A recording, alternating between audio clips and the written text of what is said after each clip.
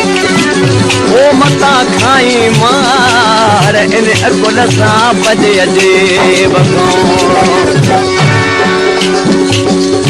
इन कलाम जी फरमाइशा गुलाम मुस्तफा सेबे जी ऐं पगन चांडे जी ऐं रोशन चांडे जी आज के चारो परे अनवर कमरानी कलाम बधो आ घिटी वारो ही कलाम उन्हें जवाब में आ रमेश जी छाड़ो फरमाए इन घिटे जे देवई मालिकी अजू वेठा अथई हुदकी ए तुम्हारे अगले मोटी की नहीं दे इन घिटे जे देवई मालिकी अजू वेठा अथई हुदकी ए तुम्हारे अगले मोटी की नहीं दे इन घिटे जे देवई Copyright sound kali बहुत ज़्यादा ले जाओ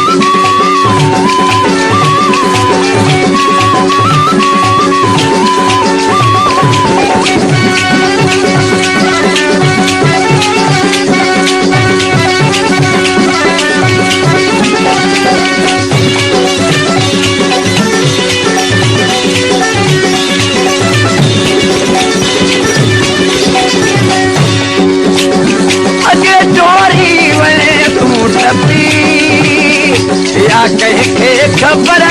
न पई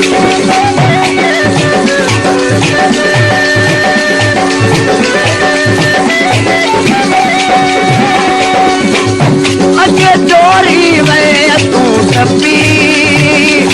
या कहीं के खबर न पई कयो बड़ तू बाला बेठा आहिल तोले के बचड़ो अथई ओटकी दे तुम्हारे विदे मोटी की नहीं दे न घिटे दे देवई मालिकी अजू बेटा अथई ओटकी दे तुम्हारे विदे मोटी की नहीं दे न घिटे दे देवई मालिकी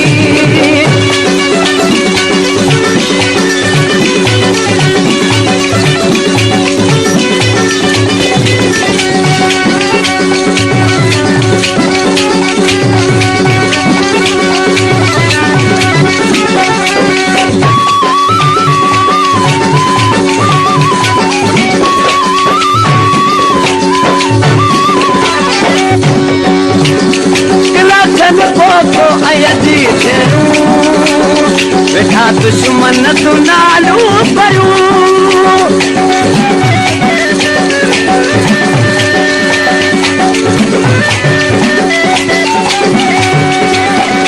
लक्षण को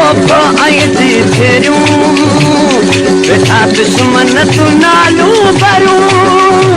दुश्मन खाने जापे माने तू तभी दे नहीं में लिखी तुम्हारे विदे मोती की नहीं दे घिटे दे देवई मालिकी अजू बेटा अथई हुदकी तुम्हारे विदे मोती की नहीं दे घिटे दे देवई मालिकी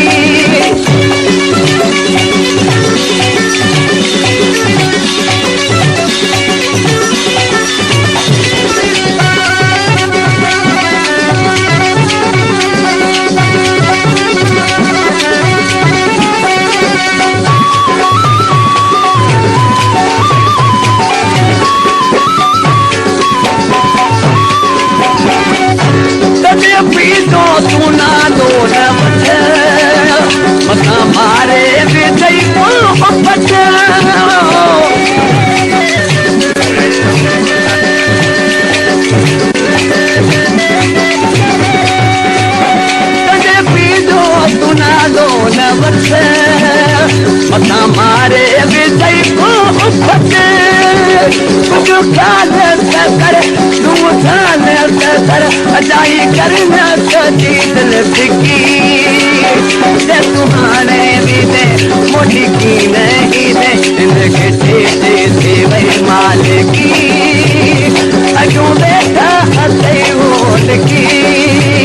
ते तूं हाणे बि दे मोटी की नहीं दे इनखे टे थी वई मालिकी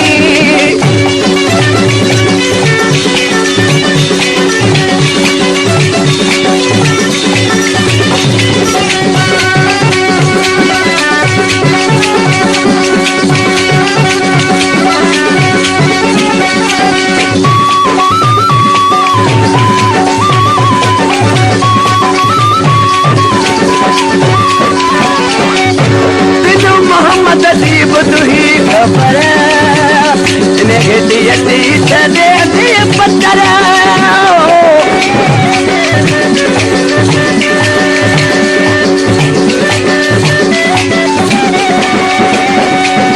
मोहम्मद जी ॿुधी ख़बर छॾे थी पत्थर वठ माफ़ी मगर गिरी कदमल ते तूं झुकी तूं हाणे बि दे मोटी की नहीं दे इनखे थी वई मालिक